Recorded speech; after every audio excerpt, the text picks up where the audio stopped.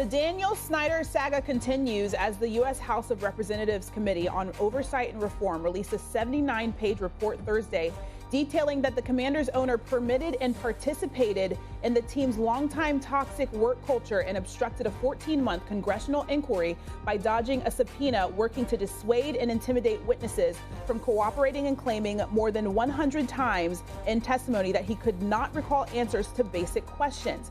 The report also comes down hard on the NFL, concluding that the league was complicit by not cooperating with the inquiry and burying a 2020-2021 investigation of the Commanders' workplace led by attorney Beth Wilkinson, the results of which have never fully been released. Stephen A., what is your reaction? Well, I think it's significant on several fronts. Number one, to me, the fact that the NFL is being implicated in this in terms of assisting in trying to squash the story, that's a problem because we saw Roger Goodell testify to Congress about Daniel Snyder. And he wasn't complimentary at all at what had transpired in the workplace. But to find that somehow, some way, the National Football League was complicit in some way is very damaging.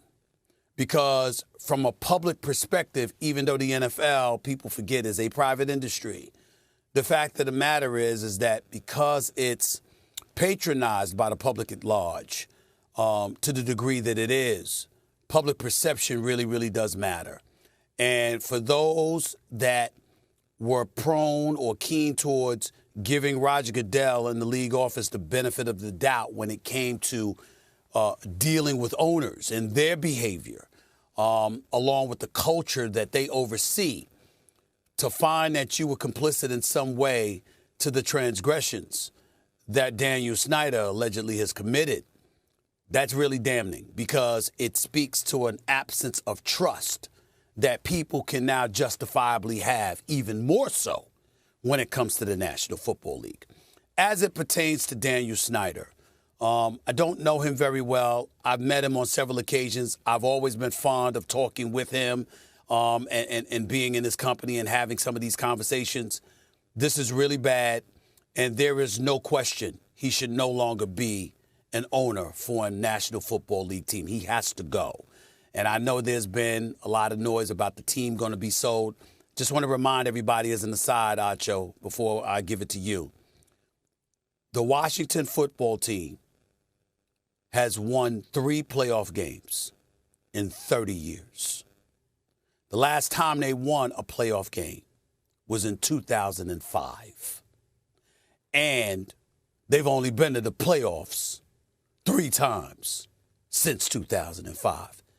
It is an embarrassment. And for them to be embarrassing on the football field is one thing, which they are not this year, by the way. But for them to be going through this, Daniel Snyder's got to go.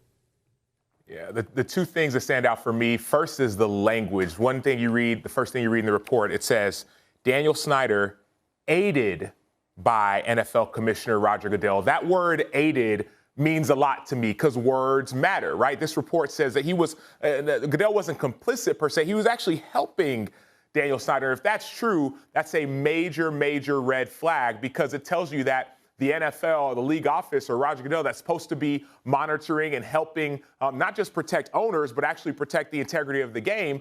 You're aiding owners, and that's not a good look, number one. And number two, another thing that stands out is the pervasiveness of the sexual harassment. If you read the report, it goes on to say that this went on for over 2 decades, 20 years. And so think about this. Some of us are 20-something, 30 years old. This has been going on all the time. The team has been losing on the field. They've been losing off of the field as well. And so the fact that this has gone on for so long, number one. Number two, the NFL, at least it claims that the NFL aided Daniel Snyder. And then number three, you go and listen to the lawyers of the Washington football team. They're almost saying, well, the committee, this is not a real report. And they immediately tried to just, they were not intentional in trying to find the facts in order to try and provide some confusion. The facts are the facts that for 20 years, there was pervasiveness of sexual harassment going on within the Washington football team. And not only was it not addressed, but also Daniel Snyder was paying hush money. He was He was intimidating employees. He was refusing to release information. And according to this document, the NFL not only was complicit, but Roger Goodell aided in this. It's not a good look by any means, no matter what any lawyer says. Yeah, it is.